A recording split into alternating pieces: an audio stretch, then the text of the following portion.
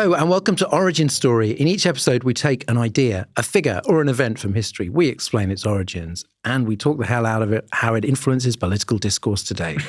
I'm Dorian Lynskey, author of Everything Must Go, and relevant this week, 33 revolutions per minute, which I never normally mention. My name is Ian Dunt. I'm economist with the newspaper, and I am the author of the Striking 13 newsletter. So what we're going to do at this point of the season, after three-part epics on the Bolsheviks and Labour, is we're going to take a topic each. Ian's going to do Che Guevara, and I'm going to do the New Left. Ian, what does that phrase suggest to you? Hippies. Right, okay. Anything more than hippies? There's some disparate... I'm very much here for this episode because I want to understand it, and I really don't. But there's some disparate names that pop up that seem contradictory to each other. Frankfurt and sort of Chairman Maui sort of stuff, and then the situationists and the weathermen and all this kind of febrile bundle of stuff. But if I was to just summarize it in one word, when people say New Left, I think that's when the kind of lefty stuff that we've been talking about so far turns into hippies. Okay. And thank you for listening to this episode of Origin Story. Is it a viable summary, or is it just completely wrong? It's part of it. The thing is, the reason why this was more complicated subject than I imagined is it's such a diffuse movement. I've had to sort of wrestle a narrative because there is no single history of the New Left, of what we call the New Left. Not a single book? No, not that I'm aware of. Not one that puts all those pieces together. I mean, there's some very, very good books about elements of it, but there isn't, because it's not a cohesive movement with a clear beginning and a middle and an end. There's lots of elements that flow into it, but then, obviously the more reading I did, the more I realized what those elements were. Right. But it's kind of an umbrella term. Broadly speaking, it's what happened to left-wing politics after the Soviet Union lost credibility in 1956. Lovely. Yes. It's everything that flows out of that. And it's an attempt, or many attempts, at carving out a third space, which is not the third way, between, it's not just the Cold War binary of Washington versus Moscow. The Trotskyists use the slogan, neither Washington nor Moscow, but international socialism. But also the left's binary of Stalinism and social democracy. So trying to find a new space for socialism. Yeah. And what unites it is a rejection of authority generally, disdain for the traditional political parties, opposition to the Cold War, a passion for participatory democracy and liberation. You can see why it becomes youth-led. Much more glamorous and pop than the old left. It attracts actual celebrities, and at the same time it turns activists and intellectuals into sort of quasi-celebrities. Yeah. The student activist Carl Oglesby wrote in 1969, "The New Left is properly so called because in order to exist, it had to overcome the memories, the certitudes, and the promises of the old left." Now, in fact, there isn't one single old left. Not all left-wing people before 1956 were Stalinists, Right. Now, picture a sort of branching tree that grows very rapidly, and the trunk of that is not Marxist class struggle anymore. It's sort of anti-racism, anti-colonialism, feminism. These are all the branches. And it starts in 1956, like I said, with the dissenting communists. Then it reinvents itself in the early 60s as a youth movement. Peaks with the upheavals of 1968, that famous year, and then splinters in the 1970s. And the splinters are really important. And I presume washes up. I mean, this is sort of the creation of the left in that really vaguest of possible terms as we know it today, where you just, it would be incredibly simplistic and reduction and just false if you were to try and define the left exclusively by virtue of economics, being unable to talk about things like sexism and racism and, because that makes them kind of almost the majority of the stuff that's talked about right now. Right. And yet this is the point where that starts to come alive.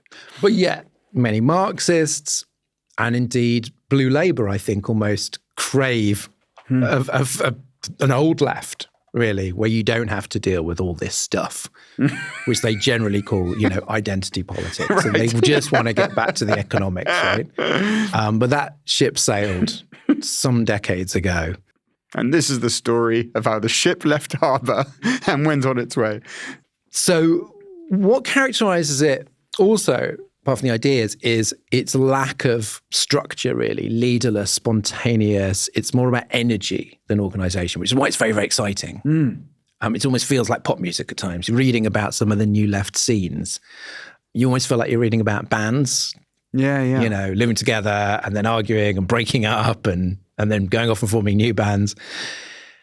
And as we'll see, by rejecting the bureaucracy and the hierarchy and the central control of the old left, particularly like the Soviet left, that creates its own problems, sort of the opposite set of problems. The last thing to say is it's international. This is the era when Marshall McLuhan comes up with the phrase, the global village. It's the age of mass television, affordable air travel, everybody making connections. Now, we talked in Lenin, Trotsky, Stalin. Obviously, people were making connections. They were all hanging out in Geneva or whatever. But here, it's so much easier. And you see constant, that's what another thing that makes it such a complicated story is it is a global story. So we'll talk about the legacy at the end, but what you've got is political revolt and countercultural rebellion. These are two different things. They're intertwined.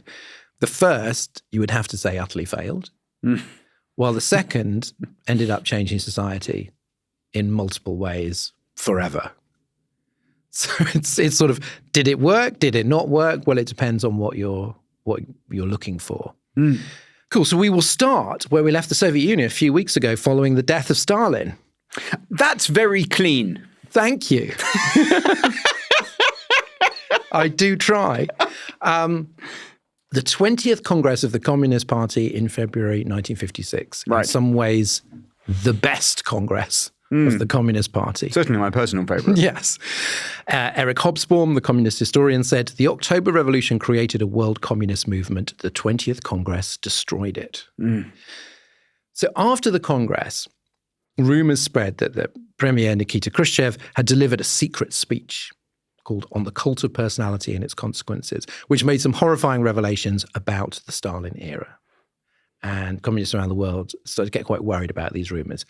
Eventually, on the 10th of June, the Observer published the full text of the speech and revealed that many of the criticisms of Stalin were, in fact, true. It's incredible that when you read about 20th century communism, that speech is almost like a pivot between two worlds. It's always there in this sort of shadow hanging over things that take place during the Stalin period up until the secret speech. Almost every sort of argument is based on that. And then once it takes place, obviously, not least of all because, the Soviet split and just that kind of the change in morality. So almost all of the history takes place in a completely different world after it. It's this real pivot upon which 20th century socialism turns. One of the most consequential speeches of the 20th century. Yeah. Without a doubt. Now, actually, if you read it, Khrushchev does not cover a lot of things. We do not get the Holodomor and the consequences of collectivization. We don't even get the extent of the Great Terror in persecuting ordinary citizens. It is basically about it as an internal party matter. Who did Stalin knock off? The startling statistic of the 139 people elected to the Central Committee in 1934, 98 were arrested and shot. It's like 70%. He's basically going, look, this is what happens when you let a cult of personality take control, and this is not what Lenin wanted. Which is kind of true, actually, to be fair. He didn't want that. He had many flaws, but that was not one of them. So it was unbelievably shocking to communists outside the USSR. One Polish communist, upon reading it, had a heart attack. There were divorces, suicides, alcoholism, and despair. One American communist said, we could not believe these things were true in the USSR. And when we discovered they were, we realized we had built our world on mud and shit. There was no foundation for our lives. This is incredible. That's literally like my diary entry on a Sunday morning. You have indeed built your world on mud and shit. So the speech was part of Khrushchev's effort to move on from Stalin, obviously, and humanize communism. The problem being, and we'll see this later in the season, is that every reform feeds the demand for more reforms. It's quite hard to give people a little bit of freedom. So Moscow had to suppress unrest in Poland, East Germany, and most of all in Hungary, where strikes and protests led to the reformist Imre Nagy becoming prime minister on 24th of October. A name I have only just learned how to pronounce. I was very impressed by the confidence with which you did so. I have no idea whether it's correct, but I thought you did it, I believe so. So he has basically a week. He relaxes censorship, he releases political prisoners, he sanctions the workers' councils, which of course are like the Soviets of 1917, almost the essence of the revolution, very Rosa Luxemburg kind of approach, on the promise to Moscow that this would quell the protests if you make these concessions. But then on the 1st of November, he announces that Hungary will hold democratic elections and leave the Warsaw Pact, which is, I mean, if we're talking about governments getting off to a strong start, I would say doing that after 1 week is pretty ballsy, and too ballsy for Moscow. So 3 days later, Khrushchev sends in Soviet tanks. Nag is arrested. He's later executed. Around 3,000 Hungarians are killed. Around 200,000 become refugees. So what you have here is a double shock to communists. Not only was Stalin a monster, but then the myth that the Eastern Bloc was a voluntary alliance was sort of smashed as well. It's the first time they'd have to use real thuggery to keep someone in the fold. I do recommend, if you like a novel about this kind of period, Doris Lessing's The Golden Notebook, which is a great, great novel anyway, but like really good on what it was like to be a British communist and the effect of 1956 and this great shattering. And the British Communist Party lost almost a third of its members in 1956, perhaps less than you might imagine. Still substantial, though. The American Party lost half, and it had already been battered by McCarthyism. So it was reduced to 5,000 members, around 1/3 of whom were undercover FBI agents. Which is unfortunate. So the first New Left begins as a direct result of all this in 1957 with these two journals in Britain. There's the New Reasoner, run by disillusioned communist academics who have just been kicked out of the Communist Party, and the more student-oriented Universities and Left Review. And this coincides with the launch of the Campaign for Nuclear Disarmament, CND, which is kind of the street version of the first New Left. Right. I mean, they're not directly related, but they kind of find common cause. Like, this is a new kind of left-wing movement. In 1960, the journals merge into the New Left Review, which is still around today. But Thank God, because I mean, the New Reasoner. I know there was originally a Reasoner, but it's just a terrible, terrible title, and you urgently need to correct it. So this first phase of the New Left Review is, I mean, we kind of see the birth of cultural studies as we know it. The people involved who have come from these other two journals, E.P. Thompson, Stuart Hall, Richard Hoggart, Christopher Hill, Raymond Williams, and Ralph Miliband. Right. These are big names I appreciate that maybe most people listening to this, they won't ring about it, but it is basically a Justice League of post-World War II British left-wing academia that you've just read out, like all of the biggest names. And, social studies, sort of bottom-up history, the history of the British working class, the history of the nation from how people live. When we were talking about Marx and I was sort of looking at like the impact on our sense of how we tell history and how, determinism, these are the kind of names that were just doing the work throughout that period. Thompson, all of that, like really sort of in the engine room of how Marxism operates on that basis as a mechanism for how you tell history and all of its flaws as well. And another really important figure, although, I mean, you wouldn't call him New Left, and yet he's right there, is CND's Bertrand Russell, our guy. He's been popping up.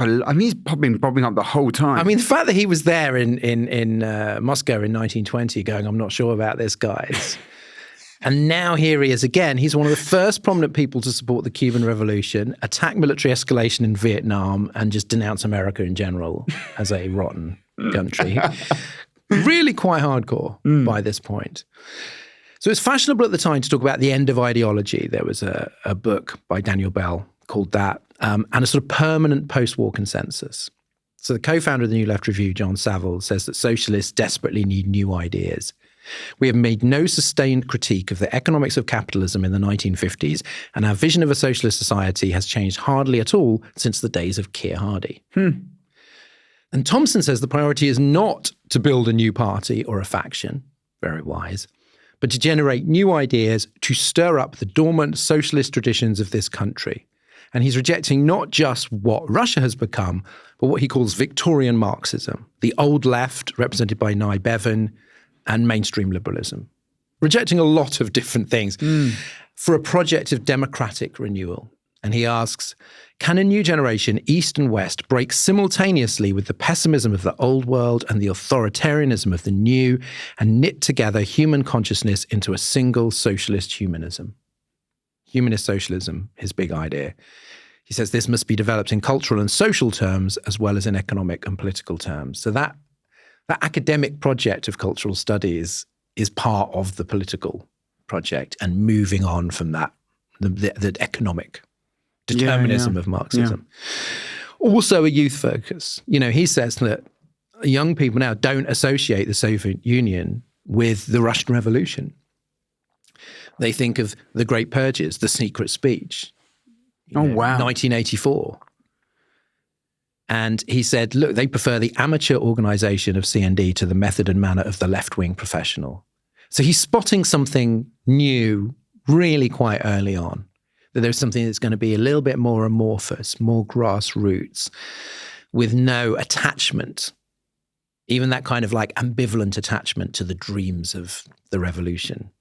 They need something separate. It's such a lovely idea, the idea of sort of socialist humanism, because what we've seen over and over in this story is just a complete lack of humanism, particularly in Marxism. The idea of the human is just sort of lost in the great mechanisms of history and swept along by the winds according to the means of production and this sort of thing. Like actually to have people just sort of stop. I mean, Thompson's work will be looking at the way that people work together, the way they cooperated within communities for production. It's like instead of starting from the top looking down, you're grounding a whole different perspective within socialism of starting from the bottom looking upwards.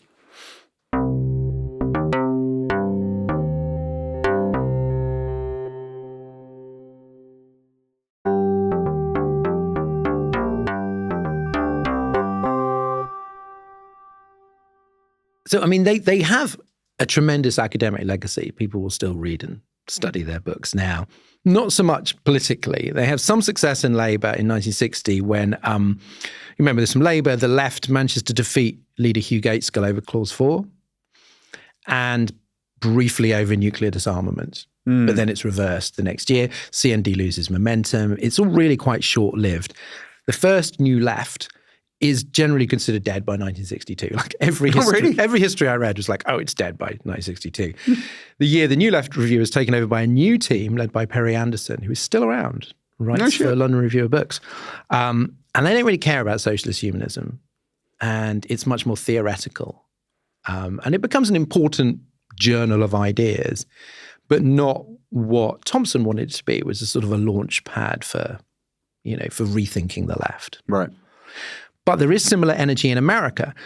New Left Review in 1960 publishes Letter to the New Left by C. Wright Mills. Amazing character, this radical motorbike riding American sociologist who popularized the concept of the elite. We talked about that in the live show. Which I'm obviously a huge fan of. Yeah, can't wait to hear more. He went to Cuba to meet Fidel Castro and Che Guevara and write the first book about the revolution. And because he knew Ralph Miliband, he is the reason why David Miliband's middle name is Wright. No way. Yeah. That is a very, very strange series of linkages. Okay.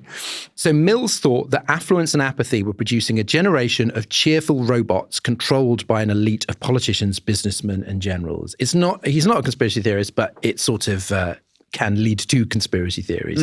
To him, consumerism is basically as bad as the bomb. Right. And the way to fight back was with countercultural values, internationalism, and students, not the proletariat, as the revolutionary force. That idea gets picked up in America. So the action moves over there basically in 1962, almost like sort of passing the baton. Does he still think of himself as a Marxist? Because it sounds like by the time you've given up on the workers, you've really, and gone to the student, you're really in a whole new world of that. That's a big, big move to have made. Well, as we'll see, a lot of Marxists did think of them. That was just another kind of Marxism to them. I mean, you might say that's not Marxism. Yeah, I like to be open about these things, but I've got to say you've really gone through a very, very big door there. So the diagnosis that Mills offers really appeals to left-wing American students, right? They are the children of the Second World War, affluence, television, rock and roll. The baby boom, which you may have heard of, doubles student numbers, quadruples it in some European countries without necessarily the buildings to put them in. So the universities are overcrowded. They're run by these old, out-of-touch authoritarian administrators. There's a lot of tension. The phrase generation gap first appears in 1962. And crucially, the voting age in most countries is still 21. So students, like women in the suffragette era, have no democratic voice. Incredible. That drives a lot of their anger. Yeah, I never thought about that. You've got all the ingredients of a youthquake. The American New Left forms around Students for a Democratic Society, SDS. I'm going to try not to do too many acronyms, but I just want to let me use this one. Well, this is the big daddy. This is the kind of central group in the story. Significantly younger than the New Left review crowd. One of them, Todd Gitlin, one of the great chroniclers of this period. SDSs weren't old enough to have had their primal hopes dashed. Children of the open spaces of the 50s, their sense of plenitude craved a reason to believe that the world was not finished, that the history of socialism, so savagely sidetracked after 1917, could start again freshly. And one of the older New Left people who was talking to these students, he noticed that they were very excited about the Cuban Revolution, not that fussed about Hungary, because it was 6 years ago. Oh, God, why? And they were like 12, 13, Yeah. Oh, so my gosh. already we've moved on to this sort of second New Left. So the SDS forms in 1960 as part of the civil rights movement. And in 62, about 60 members meet on the coast of Lake Huron. And the 22-year-old President Tom Hayden writes the manifesto known as the Port Huron Statement. Initially completely ignored, but is now seen as the foundation of the New Left. Very much more liberal than Marxist, if you look at it. They haven't really gone Marxist yet, the student movement. And begins by acknowledging privilege. Exactly the kind of thing that people who would later criticize the New Left as driven by white middle-class guilt would say. They open, we are people of this generation, bred in at least modest comfort, housed now in universities, looking uncomfortably to the world we inherit. The whole point is that even though society, American society in the 50s and early 60s seems pretty sweet, there is much that troubles them morally. Nuclear war, racism in the South, civil rights is the main engine of it at this point. So the Port Huron Statement calls for participatory democracy and a broad-based alliance of liberals and socialists based in universities who make accessible arguments for change to try and get rid of all the old dogma of communism. They're not communist, they're not anti-communist. It gets quite utopian. It talks about overcoming loneliness, estrangement, and isolation with human brotherhood. So in some ways, it's going back to the dawn of socialism. I mean, and Fourier will actually crop up quite a lot in this story. Really? Yeah. Oh, good. Like a lot of those ideas that kind of just got squeezed out by Marxism get picked up again, consciously or otherwise, by the New Left. Right. And the conclusion is rather wonderful. If we appear to seek the unattainable, as it has been said, then let it be known that we do so to avoid the unimaginable. And inevitably, they get accused of being manipulated by the old communists. Right. But most old communists didn't even think the SDS were socialists. And the SDS didn't want anything to do with them.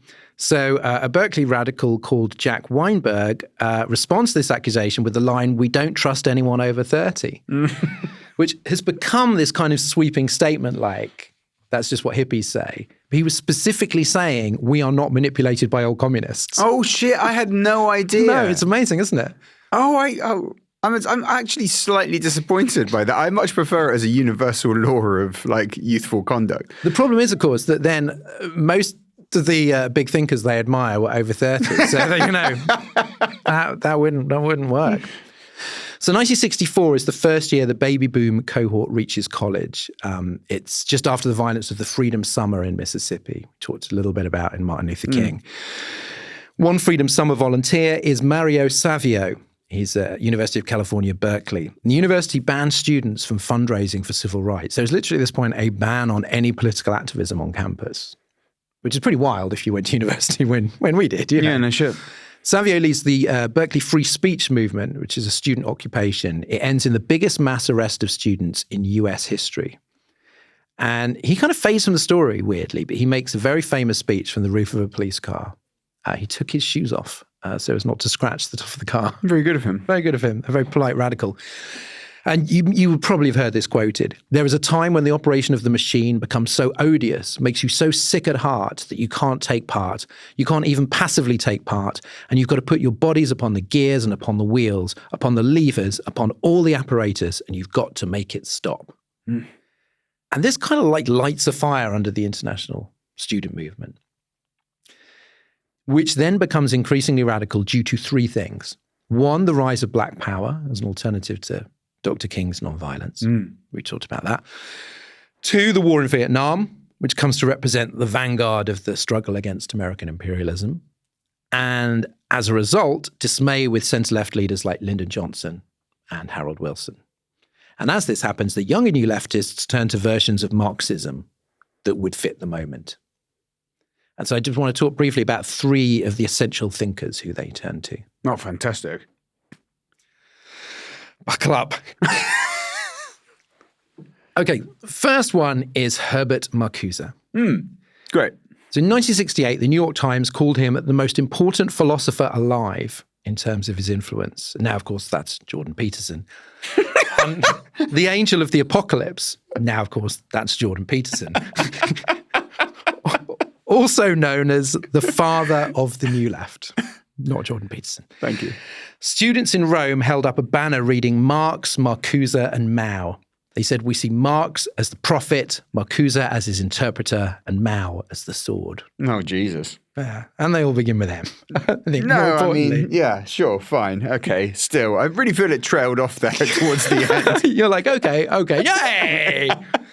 So it's quite something for a 70-year-old Hegelian academic. So we've covered some of this in an episode about the cultural Marxism conspiracy theory. More on the Frankfurt School there. Oh, this is you back in your happy place, isn't it? Oh, yeah.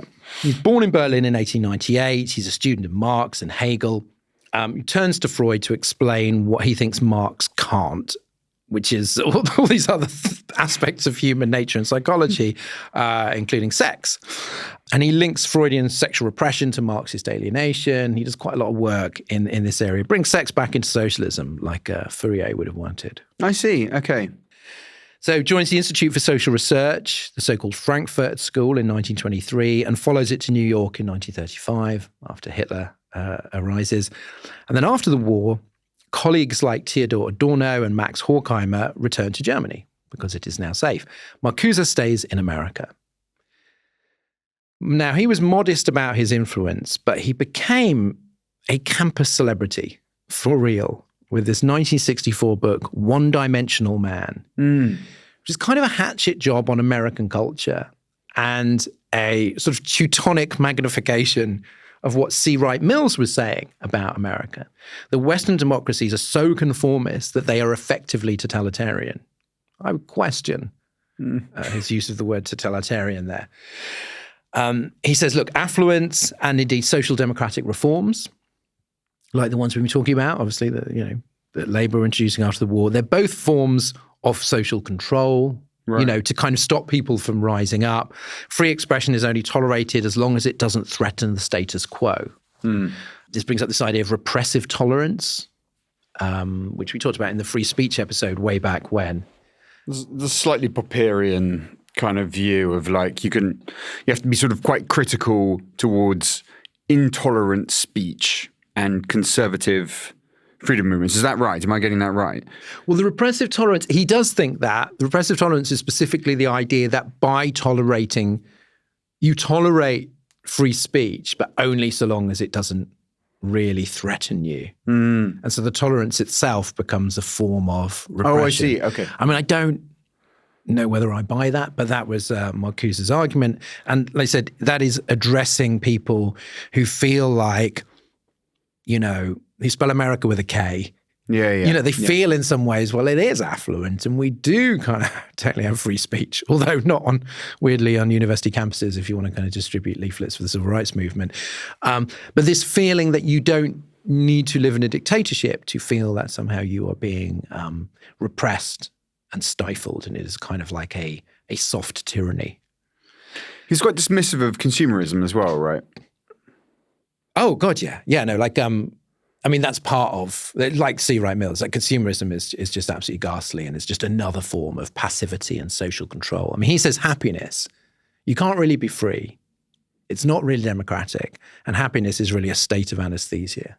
This sort of almost like it's the reverse alienation theory of Marx, right? Like the Marx thing was like alienation through production. Yeah. And the attitude here seems to be almost be like you're alienated through consumption now. Yeah. It's like, you know, that you have these, you drink Coke, not Pepsi, and, you know, you have this and not that, and you're defined in your identity through all of these kind of brand names and the objects that you surround yourself with, all of which are mass produced, and all of that has this kind of emptiness to it that will never sort of fill up the human soul.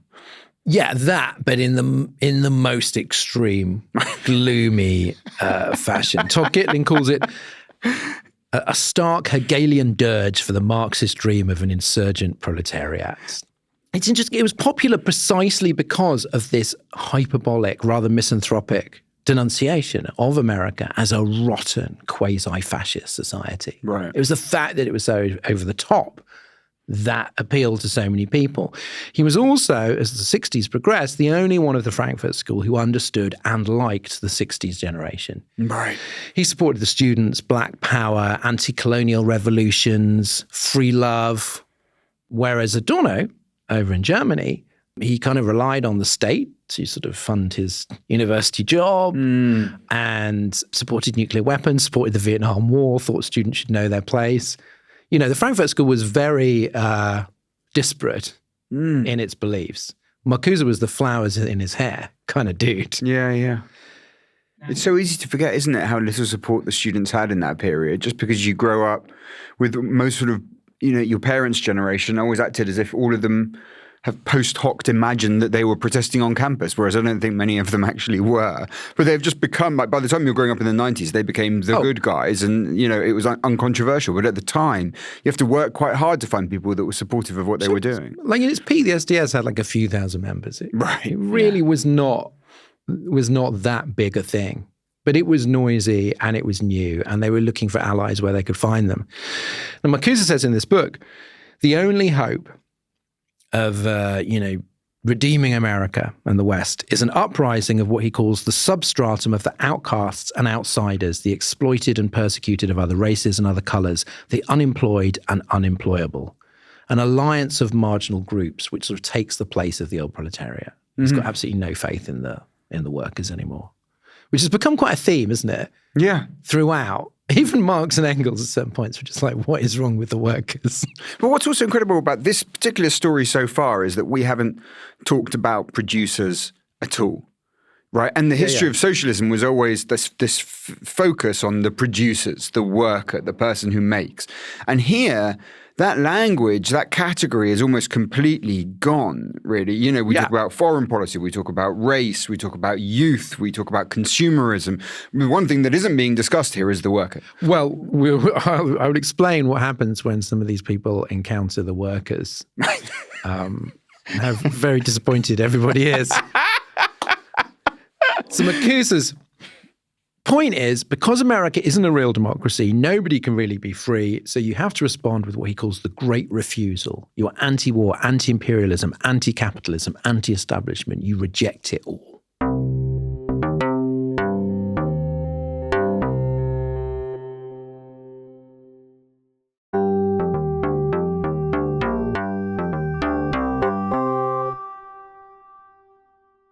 Next thinker I want to talk about is Frantz Fanon.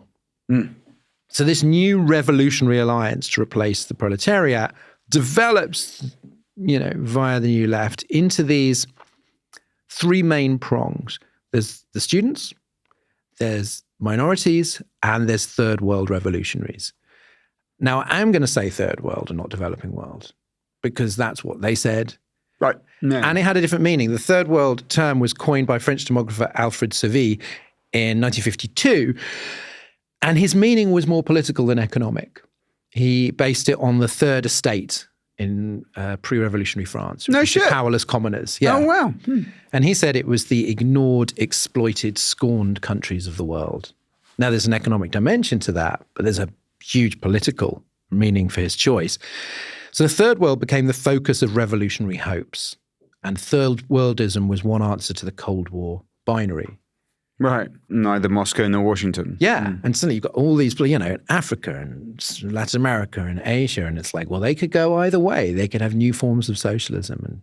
And as I explained, obviously China was a socialist country that was, neither friends with America nor Russia. And we'll come, this whole strain of socialist thought will come to heavily in the Che Guevara episode as well, because that's dominating people's thoughts at the time. Absolutely. Yeah. Perfect example there. That's why they're so excited about Cuba.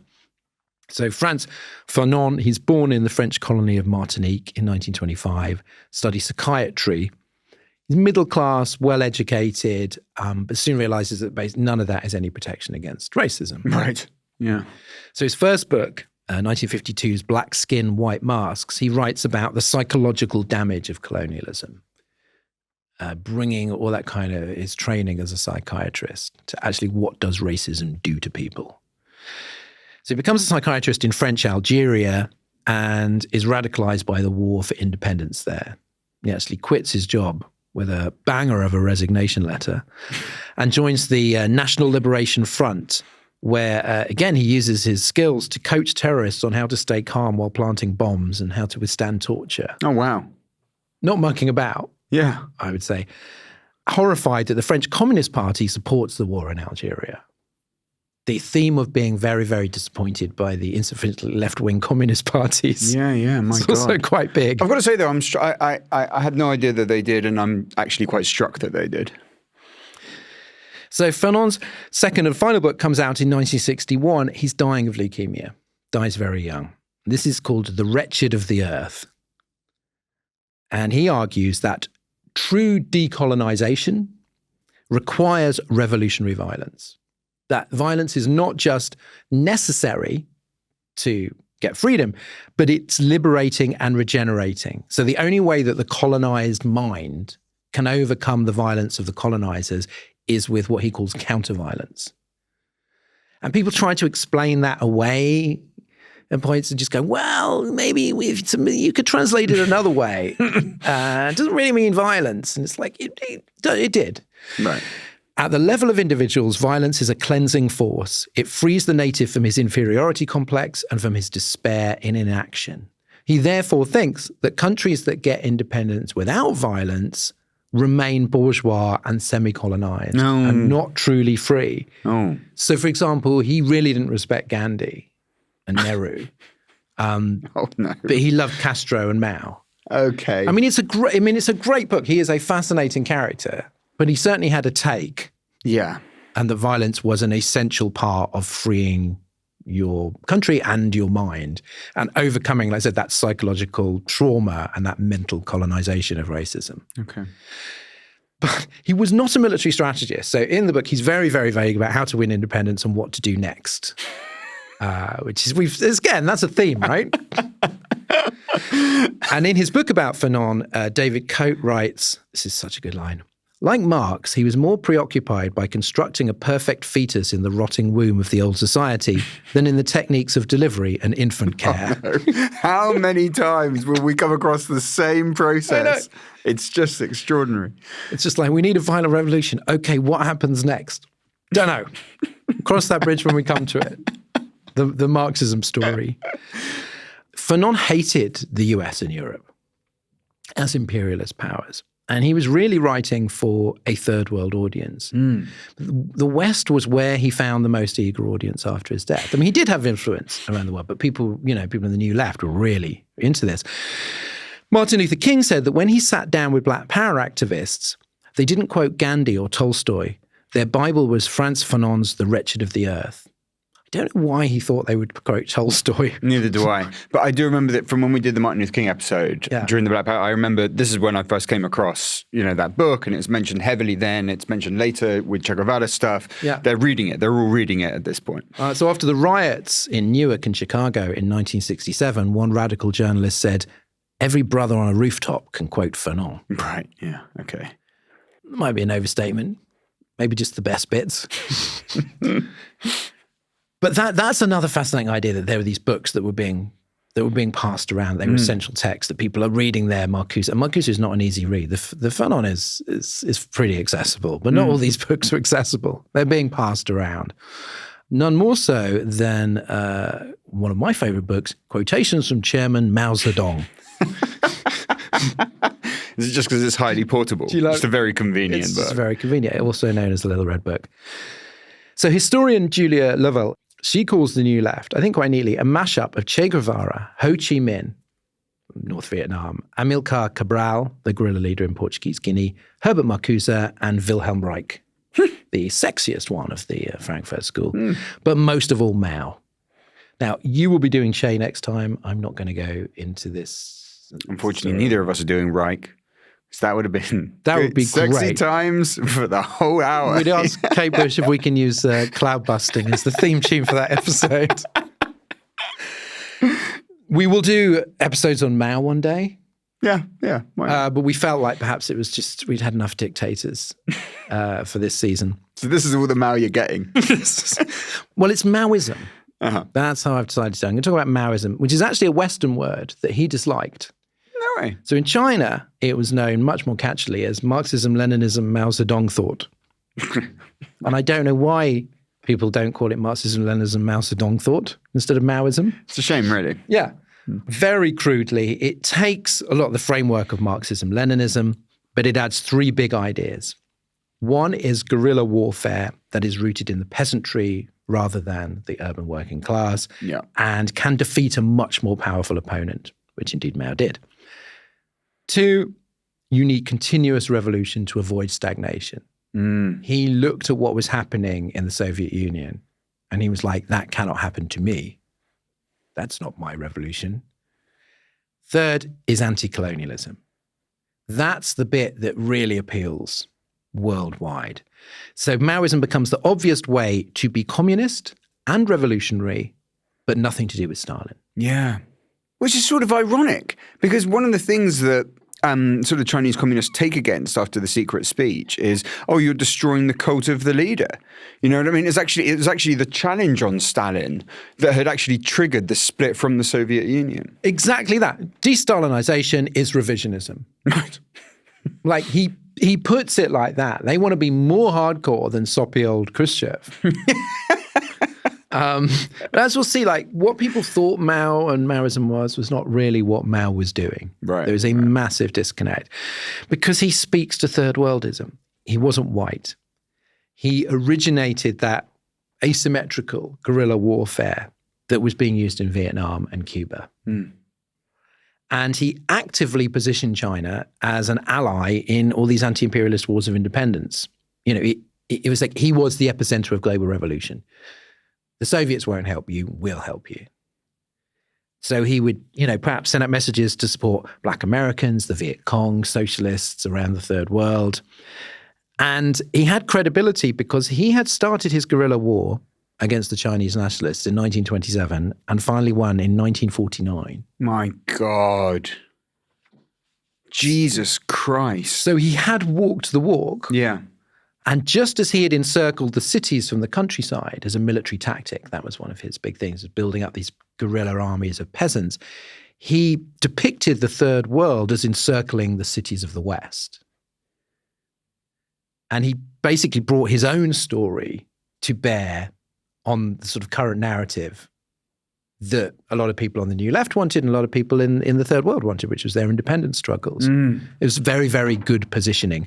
Marshal Ye Jianying, under Mao's leadership, it took us just 22 years to liberate China. Just seems like a long time to me, but in the next 25 years under the leadership of Mao, we will liberate the whole world. So he becomes a celebrity for the New Left. His fans include Jean-Paul Sartre and Simone de Beauvoir, who were turned away from Stalin. They're not the best judge of character, are they?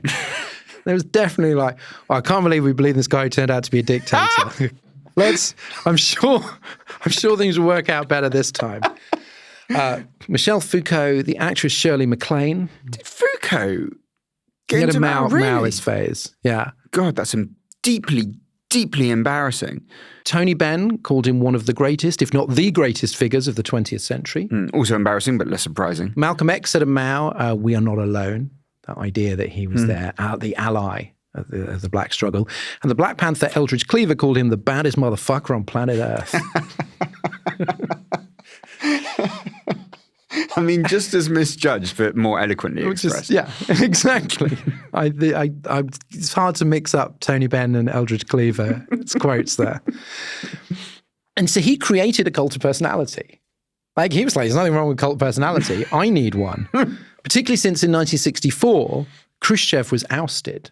And sort of the Soviets took a sort of hardline turn. And he was like, well, no one's ousting me. So he starts to build up his own cult of personality even more so. So in 1964, the Chinese Communist Party publishes the aforementioned quotations from Chairman Mao Zedong. And 2 years later, they start disseminating it in English in a pocket edition with a red vinyl cover. Hence the Little Red Book. Right. Distributed over the next few years, more than 1 billion copies in more than 50 languages. Jesus Christ. I mean, when I say, I didn't say sold. Yes. I said distributed. They used to give them away. Chinese embassies used to send them out. So the Black Panthers got a consignment and they used to sell the Little Red Book on the streets to raise money. The 11-year-old Andrew Ma asked the Chinese embassy to send him a box of Little Red Books to hand out at his private school. We could have sat here for some time if you'd asked me to predict what your next sentence was going to be, right? And I'm not sure I would have ever got there. I mean, yeah, former schoolboy Maoist Andrew Ma. Okay. That's why people say that the BBC has got a left-wing bias. Mao's portrait and slogans were all over Paris during the process of 1968. Now, the intro to the book says, Mao Zedong's thought is Marxism-Leninism of the era in which imperialism is heading for total collapse and socialism is advancing to worldwide victory. I mean, it just puts it so clearly, like, this isn't your daddy's Marxism-Leninism. Yeah. And I haven't read it cover to cover, but I mean, it was popular because he had an amazing way with aphorisms. He was from a peasant background, much more kind of earthy and kind of mischievous than Lenin. Lenin, very austere. Yes. Not so many zingers. So some of the Mao's aphorisms is, a revolution is not a dinner party. Let 100 flowers blossom. Political power grows out of the barrel of a gun. Very popular with the Black Panthers. Invented the phrase paper tiger to describe America and imperialism. Did not know that. Yeah, he was, he was really very good at the old aphorisms. There was a downside to Mao, but he really did come up with some good things that looked good on, mugs and tote bags. I see. So if he'd stuck to Patreon merch, he would have done better than, for instance, overseeing the deaths of millions of people. Yeah, he would have, but there was a lot of merch. He was perhaps communism's merch king during the 1960s. But as the Little Red Book was becoming a must-have around the world, Mao was waging his cultural revolution to purify the party and ensure control. This is something we will get into in a future episode, but the important thing here is that the spearhead was these fanatical student cadres called the Red Guards. And they used struggle sessions or speak bitterness sessions, which these form of consciousness raising that it had sort of two sides. One was talking about your impression, and this ends up actually informing like a lot of consciousness raising sessions in feminism, for example. That's really? the good aspect of that. Yeah, where you're just kind of like, sort of venting in a group. Nothing wrong with that. But of course, also publicly humiliating the bourgeois. Right. And, shaving their heads and shaming them in public. And being bourgeois meant you drank coffee or you read foreign books. Right. Or you listened to jazz. Anything to do with foreign, basically. Okay. Which, of course, is quite ironic considering this was meant to be this international movement. But inside China, incredibly chauvinistic. And some Western Maoists found themselves in hot water during the Cultural Revolution. Oh, because they went? Because they were there because they were Westerners. Oh, yeah. I mean, whatever you do, don't take your Mao fandom to the point of actually going to fucking China because you're going to die there. Yeah, they were like, this isn't what we expected. I mean, yeah, there were mass executions. It led to about 1 million dead, millions more forced out of their jobs and homes. This is absolutely traumatic and so savage that after a couple of years, Mao just had to rein in the Red Guards. Now, obviously, other communist regimes, like including Vietnam, Soviets, were horrified by this. They think this is fucking nightmarish because partly what he was doing to purify the revolution was unleashing the young on the communist hierarchy. Yeah. As long as it wasn't him. It was almost sort of crowdsourcing a purge. Yeah, yeah. So obviously other communist regimes is like, don't do that. That's awful. But Western fans created their own kind of sanitized version of Mao, and they saw the Cultural Revolution as largely a student movement, which it kind of was. And when people say, you know, the young people always got the right idea politically, Cultural Revolution perhaps shows there can be an excess of high spirits. Were they getting good information, do we know, about what was actually going on in China? I don't think they were. I think there is that, as was the case with the Soviet Union. Do you know what I mean? That it's not that the information was impossible to come by, but certainly the extent of it was not getting across, right? People didn't really understand it. They saw this period, they saw it's much more fresh, exciting than Russia. French Maoists called China the freest country in the world, which I think they did have enough information to know was not true. German Maoists called themselves Red Guards and chanted, "You are old, we are young, Mao Zedong." I think they mispronounced it so that it rhymed with young. I see. Okay, they did a Sex Pistols. Yeah. One Italian Maoist later admitted is one of the key phrases of this season. The European New Left movement took the Cultural Revolution as a point of reference without worrying too much about learning what kind of thing it really was. We had a vague, confused feeling of the anti-authoritarian and libertarian character of the initial phases. So the paradox of Maoism is that a lot of the New Left turned to it as a replacement for Stalinism. But like you said, Mao kind of liked Stalin, or at least liked Stalin's hold on power. You know, in the late 50s, he had around 10 million political prisoners. His Great Leap Forward, big economic equivalent of like 5-year plan kind of thing, but caused the death and starvation of about 30 million people. So in terms of numbers, worse than Stalin. The famines created an almost an identical series of errors to the ones, under Stalin. It was just exactly the same process, the confiscation of the grain, the eradication of people who knew how to produce, and you're like, oh, no, and now millions of people are going to starve to death as a result of what you have done. I mean, he's very, very comparable to Stalin. I think the dissonance is hard to understand at this distance when you know everything. When you know what happened. Well, it's like, well, how can there be like the cool Mao, author of the Little Red Book, and yet the other Mao who let tens of millions of people starve to death? But that was the case. There wasn't necessarily lots of great reporting. And so the symbol becomes bigger than the reality. You are, as ever, a very generous man. I'm just saying, no, I'm saying what happened. I'm not saying it should have happened. I'm saying that is literally what happened. People were generally quite clueless. Similar problem with Ho Chi Minh and his National Liberation Front in Vietnam. You probably know the slogan, ho, ho, Ho Chi Minh, NLF is going to win, which is just, it's always like in the background. It's probably like Forrest Gump or whatever. It's always like they're doing an anti-war protest. But one anti-war activist who visited North Vietnam said, I've seen this before. I felt as if there's one place we've all been. It's what happened in the 1930s and thereafter vis-a-vis the Soviet Union. And he backed away and he was like, you can oppose the war, but do not valorize this guy. Right. Do not make the same mistake. And actually, the only group who could see absolutely clearly what Ho Chi Minh and Mao were like was the Trotskyists.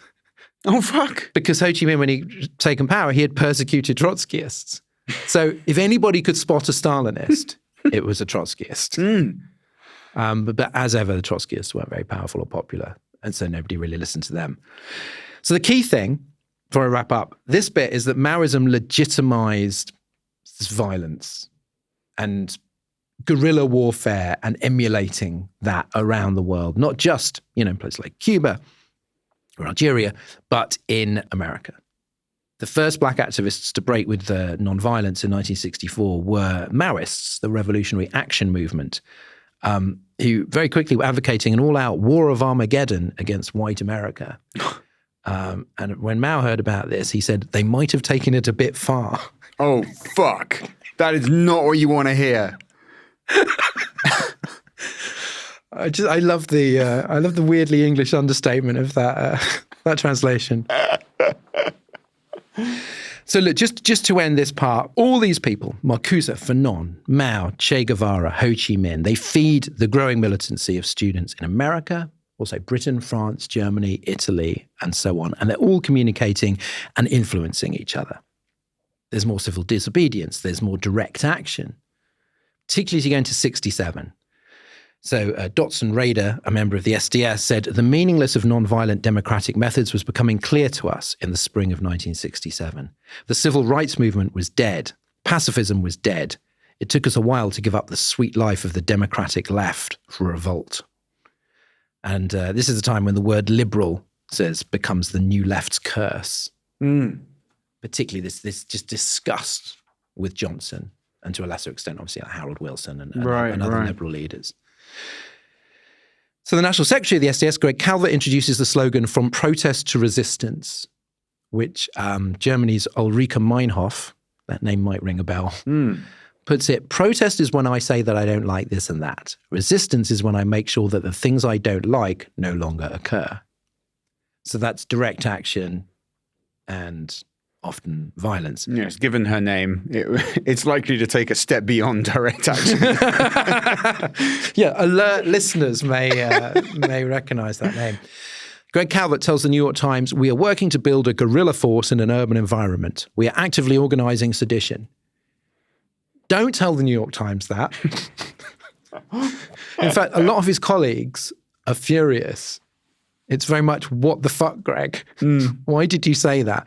So inevitably factions are forming across the new left. Like the more heated things get, the more people, we talked about the frustration of Martin Luther King and the civil rights movement by 67, right? That they achieved a lot, but they didn't know where to go from there. Right. Obviously, the draft, more and more people are being conscripted in America. The protests get more heated. There's more sort of civil unrest, there's more riots, just everything much more intense. So that is going to create factions. So at one extreme, there are Maoists. At the other, the so-called theatrical new left. Oh, great. Situationists. The Groucho Marxists. Oh, lovely. Oh, I love these guys. They're sort of situationists. I suppose the yippies and the diggers in America, the provos in the Netherlands, whose greatest achievement was organising a bike sharing scheme in Amsterdam. Which was a great scheme, but that was about it. Asked about his political ideology, one provo protested, dude, we want to make a revolution. Why should we care about politics? Kind of sums up their freewheeling approach. The symbolic high point of this is the anti-war march on the Pentagon in October 1967, where the yippies pretended they were going to levitate the Pentagon. And one protester put a flower in a soldier's gun barrel, which becomes one of those iconic images. Yeah. Wow. Yeah. I mean, this is the sort of big protest and one of the last times that everyone is unified. And in the middle are these pragmatists like Tom Hayden, who wrote the Port Huron Statement and is the most politically minded of the SDS. Still radical, like we wouldn't say, a centrist, but he is trying to sort of hold it together. And he's just worried that, the Maoists over here and the yippies over there are going to kind of get in the way of achieving anything. So the anti-war movement manages to glue these groups together for the massive demonstrations. But it gets nasty at the first and indeed last National Conference for a New Politics in Chicago in September 1967. Well, the keynote speaker is Martin Luther King. But there is a lot of fighting. Here's the historian Michael Kazin. People walked out practically hourly, some screaming of extremist hijacking, some screaming of establishment sellout. It's like a Labour conference, but more so.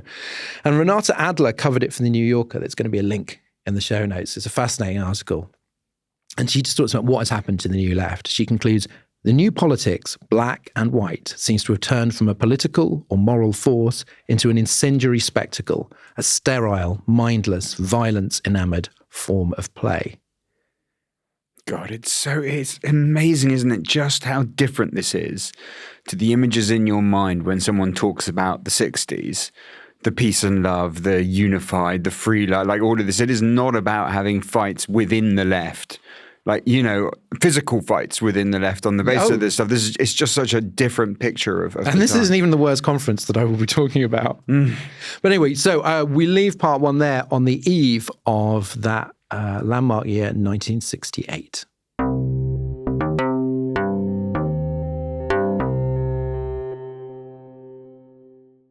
Thanks for listening to Origin Story. Please rate us on iTunes, tell your friends about us, and you can support our work if you sign up to Patreon or subscribe on Apple. You'll get advanced episodes, bonus episodes, merchandise. New designs coming soon. I mean, we've been saying that for some time, but they are. and we appreciate that, Yeah. but they actually are coming very soon. Unlike the revolution, it is actually coming soon.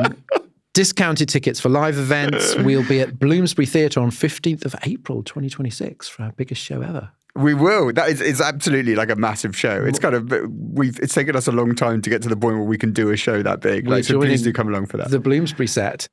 Yeah, no, we're going to do a seance.